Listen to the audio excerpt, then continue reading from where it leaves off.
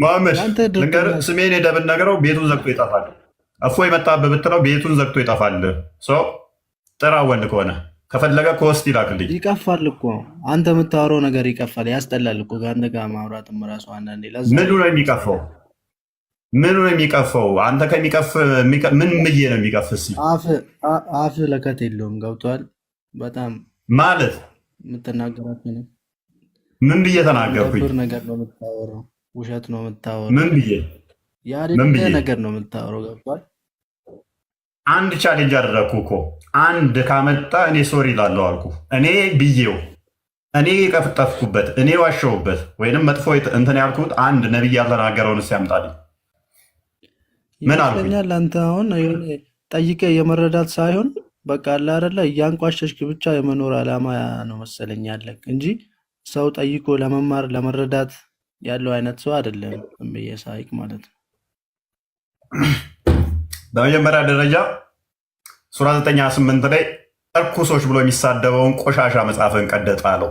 እርኩሶች ናቸው አትቅረቧቸው የሚለውን መጽሐፍን ቀደጥ አለው። ቆሸሸ የምትለው ከቆሸሸ ከገማ ጭቃ ሱራ ለጂር ወይም 15ኛው ሱራ 28 ላይ 26 ላይ የተፈጠርከው ከገማ ጭቃ ነውና አቆሸሽክ አትበለኝ። የቆሸሽክ ስለሆንክ መጀመሪያው ነው። ስለዚህ እንደዚህ አይነት ነገር ውስጥ ተቀምጠ ሌላ ንትርክ ውስጥ አትግባብኝ። አሁን ወደ እንትኑ ግባ እና ከምን አባክ ነው ተፈጠርከው? እኔ ከገማ ጭቃ አልተፈጠርኩም። አላ እንትን ሱራ 33 ከ26 ጀምሮ እስከ 34 ድረስ ስታነበው ከገማ ጭቃ ስለተፈጠርክ ሴጣን እንኳን የናቀህ ለምንድን ነው? እሱ በእስልምናው ቴዎሎጂ ከገማ ጭቃ ለፈጠርከው ለአንተ ለዚህ ሰው አልሰግድም ያለው አላህ ራሱ አይሚን ኢብሊስ ራሱ ህዱ አይደለም። ምክንያቱም እሱ ከእሳት ተፈጠረ ይላል፣ አንተን ደግሞ ከገማ ጭቃ። የገማ ጭቃ ውጤት ነህ። ቀጥታ ትርጉሙን እኮ ነው አንተ የምታወራው እንጂ ሙሉውን አንብበህ ተረድተህ አይደለም እኮ። አንተ አሁን ምንድን ነህ? ከምንድን ነው ተፈጠርከው? እኔ ከገማ ጭቃ አልተፈጠርኩም። እና ከምሸተው ሽቶ ካለው ነው? ሽቶ ከተቀባ ጭቃ ነው? ወደ ቶፒክ ተመለሱ። ሰላም ነው። እንዴት ነው? ሙባረክ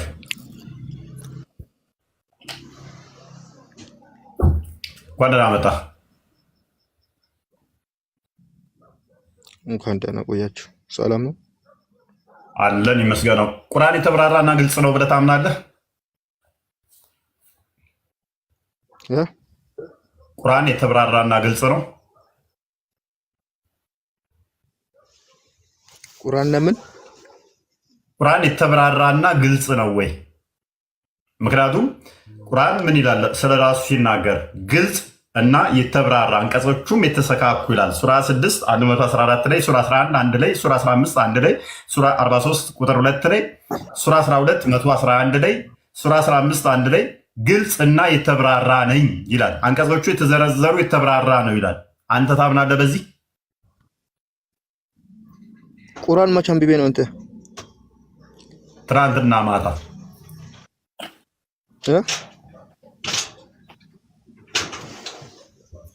በህልሜ ትናንትና ማታ ቁርአን መቼ አንብበህ ነው ይለኛል። ዋይ አንተ ቄስ አይደለም እንዴ? ዲያቆን አይደለም? ያ ነኝ። ቁርአን ደግሞ ምን ይለኛል መሰለ? አዎ እንደዛም ቢሆን ደግሞ ሱራ 5:81 ላይ ከአይሁዶችና ክርስቲያኖች ለእናንተ ክርስቲያኖች የቀረቡ ናቸው ይላል። ሱራ 2:111 ላይ ደግሞ ክርስቲያኖች መጽሐፋቸውን እንደሚያነቡ ይናገራል። ሶስት አነበብኩት እንደዛ የሚያነቡ ስላለ ከሚያነቡት አንዱ እኔ ነኝ።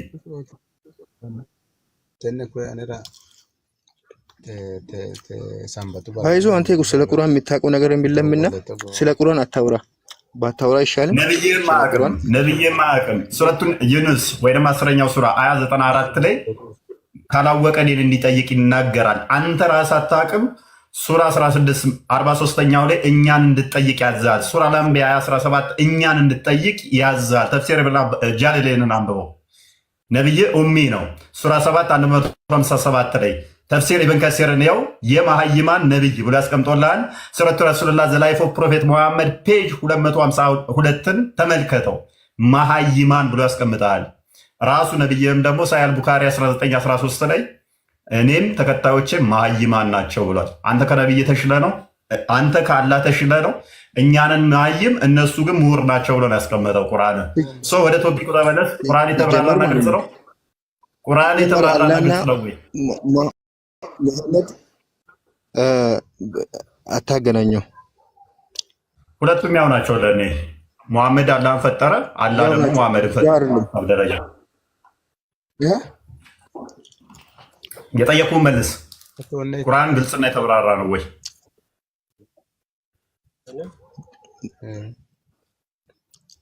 መቶ በመቶ ቴንኪው። 100% ግልጽ እና የተብራራ ነው። አቡላብ ማን ነው? ከቁርአን ላይ ያሳየኝ። ሻዳ ዝላለኝ ታንተ ጋር ገሃነም ገባለሁ ነብይህ ጋር ይሄ መረጃ ካሳየኝ አቡላብ ማን እንደሆነ። አረ መጀመሪያ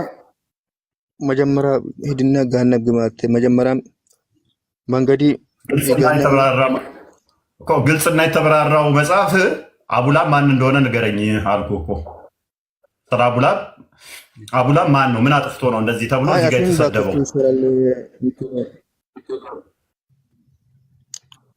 ቅርብ ስለ ቁርአንና ስለ አንተ ስለ እስልምና ምንም አታውቅምና ዝም በልና እንትን ብትለው ይሻላል እኮ። አስረዳኝ፣ ይሄን አንብብና አስረዳኝ። አንብብና አትበጣጥስ። ማታውቀው ነገር ዝም ብለህ አትበጣጥስ። ይቅርብ፣ ተው። ምንም አታውቅም ስለ እስልምና አንተ አታውቅምና እስልምና መፈክር ነው የምላችሁ። ለዚህ እኮ ነው እስልምና ከመፈክር ውጭ መልስ የላቸውም የምላችሁ። ለዚህ ነው ከመፈክር ውጭ መልስ የላቸውም የምላችሁ። ኧረ እባክህ መፈክር እስልምና ስራቸው የፈለከው ማይጋዛ ኢብሮ ገብቷል። ኢብሮ እንኳን ደህና መጣ። ዲያቆን እፎይ ደህና ነህ? ዲያቆን ሚል ታፔላ ላይ ተጽፎ አይተዋል። ለምና ውሸታም ስለሆነ አንተም ተዋሻለህ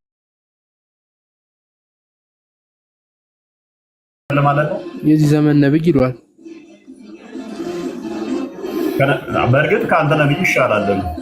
ዘመኑ ሳይሆን የቀድሞውን ነብይ እያፈረስኩ ያለው ማለት ነው። ወይ ቴንክ ዩ ወይ እቺ ናምበው። ኧረ ተው አታስቀን።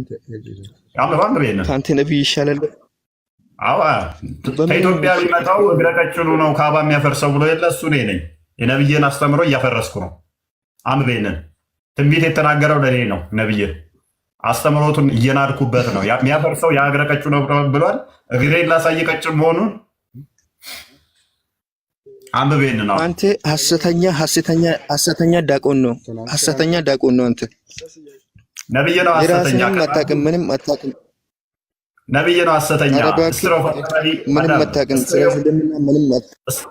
ስትሪ ኦፍ አጠበሪ ቮሊም 6 ፔጅ 111 ላይ ውሸታም ነብይህ ነው። ሱራራጅ 52 ላይ ከሴጣን ቃል የሚቀበል ነብይህ ነው። አንብቤን ነው ያልኩህ።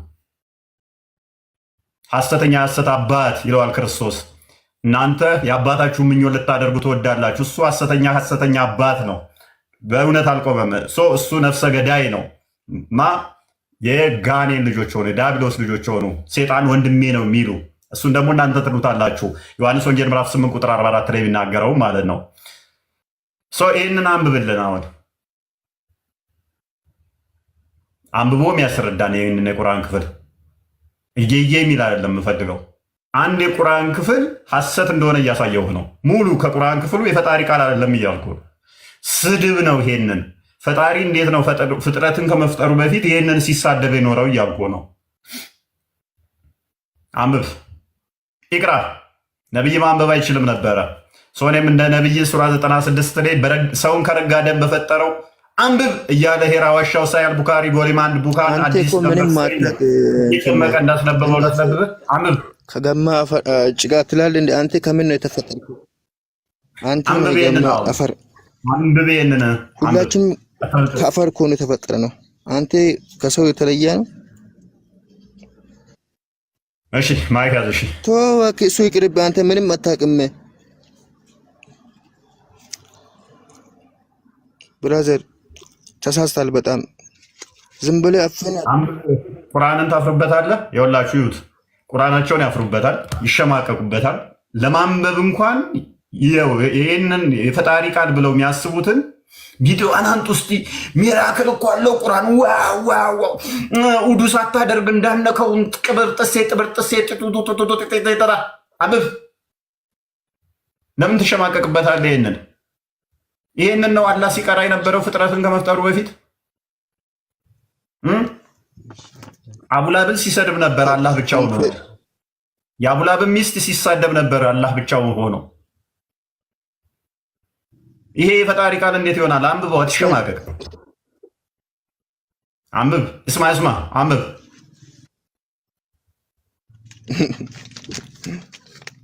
ቀላል እናነባለን።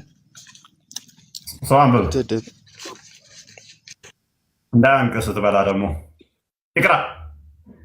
ቀላል እናነባለን ብሎ አልተተኮሰም፣ ተተኮሰ። ኢብሮም እንደዛ እንዳታደርግ። በአላህ ቃላት ትፈር እስቲ፣ በነብይህ ማለት ነው። አላህ ነብይ ስለፈጠረው አንብበው።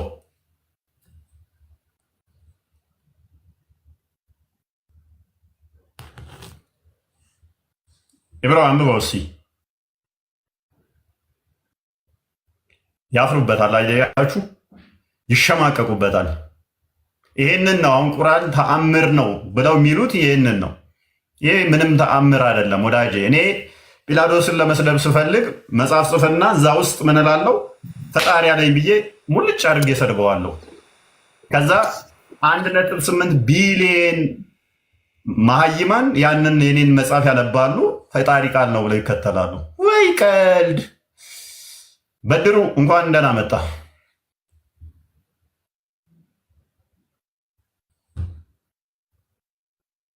በድሩ ትገባለህ፣ መውጫ የለም።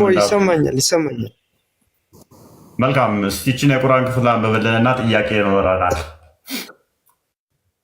እኔ ጌታ ረቶኝ ወደ ብርሃን ተቀይሬ ያለው ያው ሙባረክ ሲያወራ ስለሰማው የሆነ ነገር ልለው ነበረ፣ ወጣና በጣም ይቅርታ ሌሎቹን አስተናግድ። እሺ ከታችሁን ሙስሊሞች ነው የምንቀበለው። ገብቶኛል። ሙባረክ ለምን አንብብ ያለህን አታነብለት? ማብራራለት፣ አስረዳው ልለው ነበረ፣ ወጣ። እንግዲህ ለዚህ ነበር የገባሁት። ተንች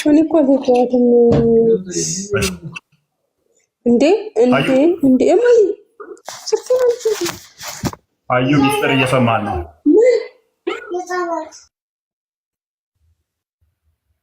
ኦኬ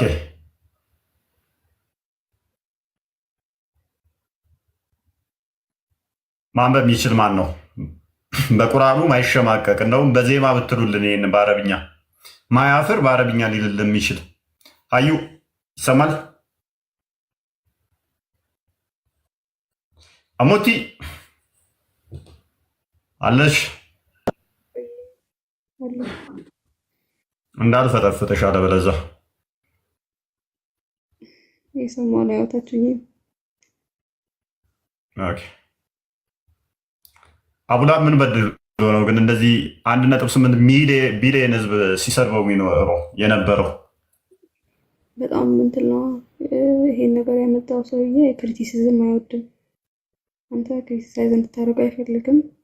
የሆነ ኢጎ አለበት ይመስለኛል። ኢንፌሪዮሪቲ ኮምፕሌክስም የነበረበት ይመስለኛል። እና ለዛ ነው እንጂ ሰው አንድ ሰው መጥቶ ክሪቲሳይዝ አደረገኝ ያመጣሁትን ነገር እኮ የሆነ ነገር እንዲህ ነው አልቀበልህም አለኝ ብሎ ማውረድ እኔ ከአንድ ነብይ ነኝ ከሚል እና ደግሞ ከዛ እኔ ደግሞ የዓለማት ጌታ ነኝ ከሚል አይጠበቅም።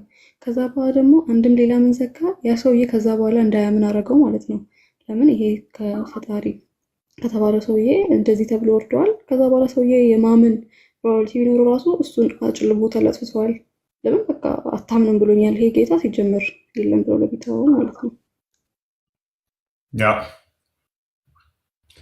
አክቹዋሊ የእኛውን ቆይ ወደፊት እንሄድበታለን። ሜይ ቢ ካነሱት የሆነች አርጉመንት የሚያነሷት አለ እዚህ ጋር ፎልሲፊኬሽን ኢቪደንስ ነው ምናምን የሚባል አለ። እንዲህ ቢያደርግ እንዲሆን ነበረ፣ ነቢዩን ደግሞ መልሶ ፎልስ ሲያደርግ ነበር ምትል።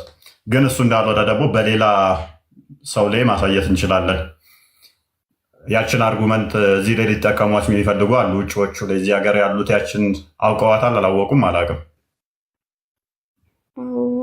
አውቀዋለሁ። እንደ እንትንም ሊጠቀሙት ይፈልጋሉ መሰለኝ። ልክ እንደ ማስረጃ ራሱ እንደ ያ እንትን ያ ግን ፋልሲፊኬሽን አሁን ባልኩት ኤቪደንስ ግን መመለስ አያዋጣም። ይችላል። ሁሌ ኢብን አሳር እንትና ላይ ቁርአኑን ሲጽፍለት የነበረው ሰው እያለ አወኩት። እሱን ያንን ኤቪደንስ ከተጠቀሙ እሱ ላይ ደግሞ ያንን ስንጠቀመው መልሶ ያ ሐሰት ያደርገዋል እና እንሄድበታለን ሜቢ ካነሱት እና ሌሎችም አሉ እንደዛው ተመሳሳይ ሌሎችም አሉ። ፋልሲፊኬሽን ኤቪደንስ አያዋጣም። ኤኒዌይስ ምንድነው እሱ ይህንን የቁርአን ክፍል ያወረደው አላህ ምን ሆኖ ነው? ደግሞስ ብቻውን አስቀድሞ ይህንን ሲል የነበረው ለምንድን ነው? ጀሚዓ ተርሚዲ 33 አንድ ይክፈትልን።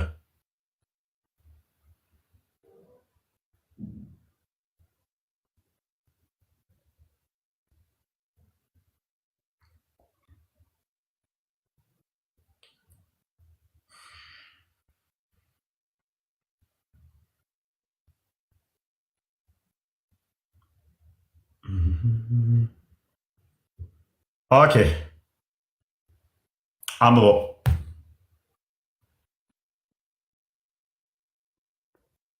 Ibn Abbas narrated, one day, the messenger of Allah ascended as-Safa and called out, "O people, come at once." So the Quraysh gathered before him and he said, "I am a warner for you before the coming of a severe punishment.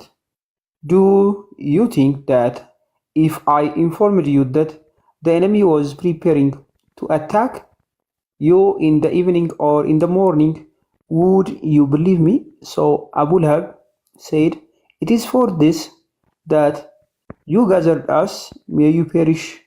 So Allah blessed is He and Most High revealed, perish the hands of Abu Lahab, perish he.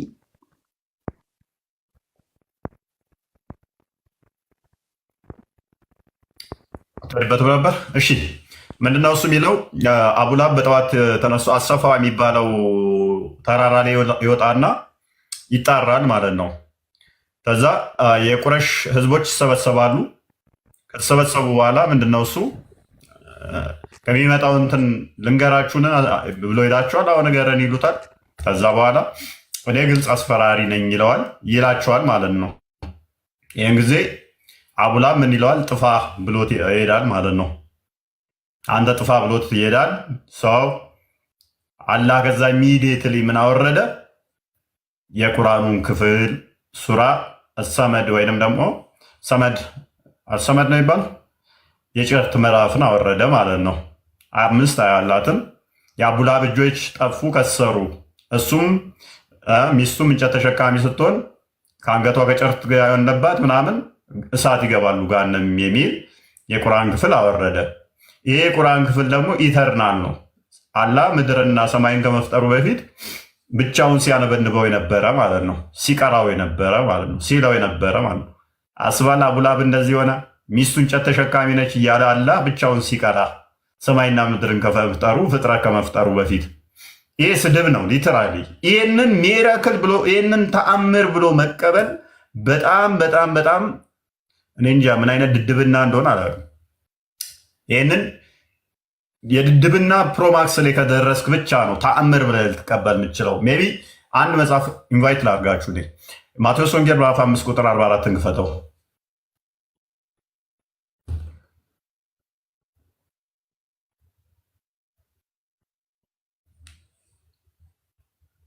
ምን ያህል ከኛ ጋር እንትን እንደሆነም እዩት በዛው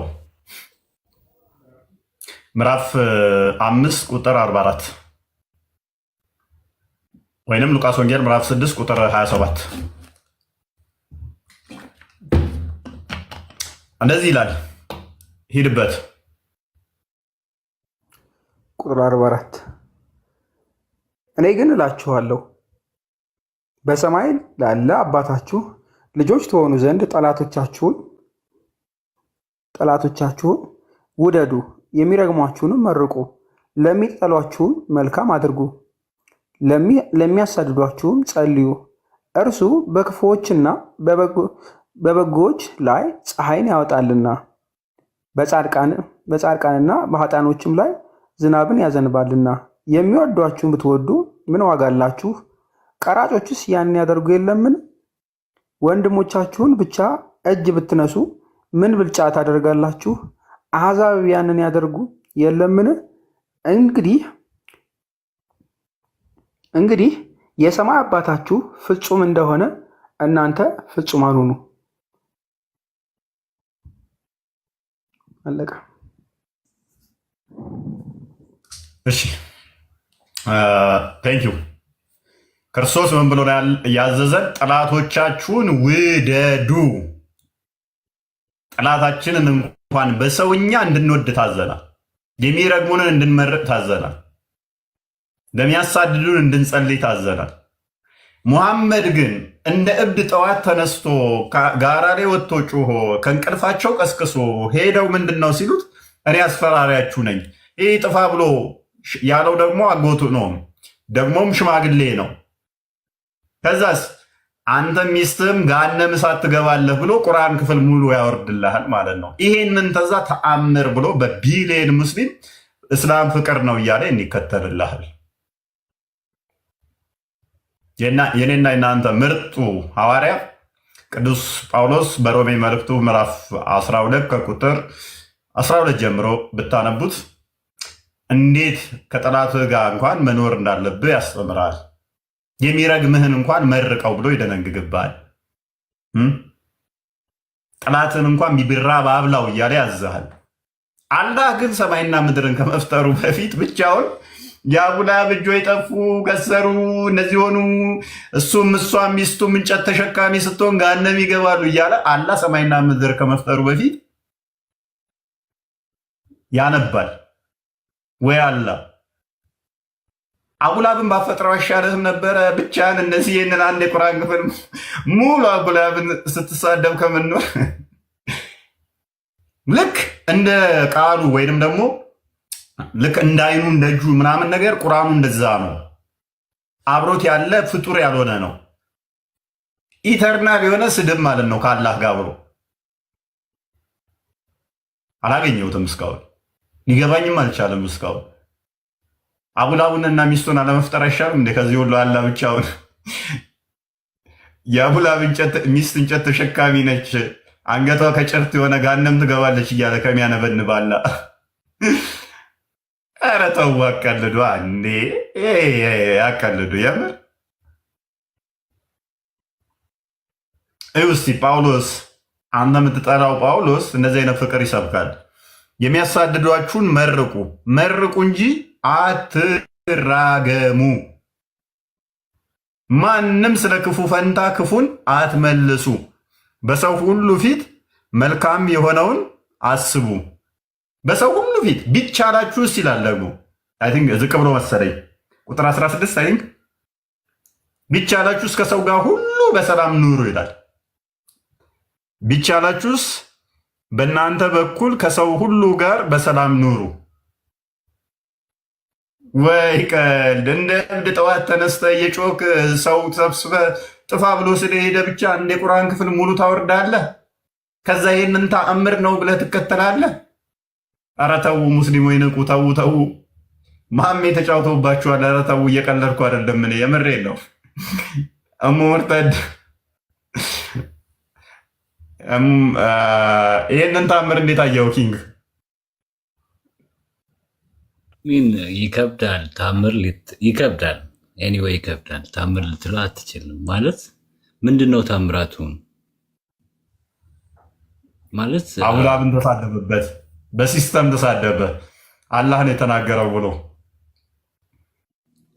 ይሄ። ስለዚህ ይሄ ቃል ከአላህ ከሆነስ ማለት አላህ አዋቂ ከሆነስ ይሄ ቃል ሲወርድበት በየጊዜውን ሁኔታ ሲያጋጥመው ነው። ስለዚህ አላህ የመጪ አያውቅም ማለት ነው። ለመጪ የሚሆነው ነገር አያውቅም ማለት ነው። አስቀድሞ ለምን አይወርደውም? ሁሌም ቢያጋጥመው ብቻ የሚያወርድበት ለምንድን ነው? አባባሌን ገብተዋል? ያ እሱ ብቻ አይደለም። ቁርአን እያንዳንዱ ጋር ስታዩ አስባቡን ስትመለከት ቁርአን ሲጀመር አላህ ምንም የሚያውቀው ነገር የለም አስቀድሞ እንደ ቁርአኑ ማለት ነው። እንደው አላህ ብለናል ባናምንም እንኳን እንደው ኢቭን ነገሮችን በትራያል እንደ ኤረር የሚያውቅ ነው፣ በሙከራ የሚያውቅ ማለት ነው። ለምሳሌ ሱረቱ አንፈል አያት 65 እና 66 ብትመለከተው ኢሚዲየትሊ ሲቀይር ታየዋለህ። ሱረቱ ኒሳ 95 96 አካባቢውን ስትመለከተው እንደዛው ነገሮችን ከተናገረ በኋላ መልሶ እዛው ሲቀየረው ታገኘዋለህ። ስለዚህ አላህ ምንም የሚያውቀው ነገር የለም። እንደገና ደግሞ ሶስቱ እንትኖችን ጥያቄም ስትመለከተው ምንም እንደማያውቅ እዛው ላይ ታውቀዋለህ ማለት ነው። ሱራ 18 ላይ ያለውን 23ንም ስታየው ሱራ 17 ቁጥር 85ንም ስትመለከት ምንም እንደማያውቅ አስቀድሞ እንደማያውቅ ሲጠይቁትም እንደማያውቅ ግልጽ ነው ማለት ነው። ግን ምንድነው እሱ አንዳንድ ቦታ ላይ ወጥታው የሆኑ ለሱ የሚመቹትን ምላሽ ይሰጣል። መሐመድ አላህ ነገረኝ ብሎ ከበድ ያሉ ደግሞ ልክ ሱራ 17 እንደ 85 ያሉት ጋር ሲመጣበት ደግሞ አይ መልሱን አላህ ነው የሚያውቀው ብሎ መልስ ሳይሰጥ ያልፈዋል ማለት ነው። ኦኬ። ስለዚህ ምንድን ነው አሁን ስድብ ከሆነስ ምን ህይወት ታገኛለህ? ማለት ፎር ኤግዛምፕል የስፒሪቹዋል ሲሆን ስለ መንፈስ ሲሆን ስለ መንፈሳዊ ነገር እንጂ ከዚህ ስድብ ማለት እሱ ምን ያስተምራል? እስኪ ስለ እንጨት ምን ልትማር ትችላለህ? ማለት ነኝ ስድብ አይደለም ለሌላ በሚራክል ወይ ደግሞ በትምህርት የህይወት ልታዩስ በምን ሜጀርመንት ወይ ደግሞ በምን መለኪያ ነው የምታየው? ያ የሞራል እንትን አሁን ስታነሳ እዚህ ላይ ምንድን ነው ማለት ከዚህ የተማርን ነው ምንድን ነው ይባለው የሞራል እንትን አላ ምንድን ነው ብለህ ስትል ፋይናሊ ምንም ነገር የለም። ስድብ ነው የተማርከው፣ እርግማን ነው የተማርከው። አሁን ጳውሎስን ያሳየው በንጽጽር ለዛ ነው።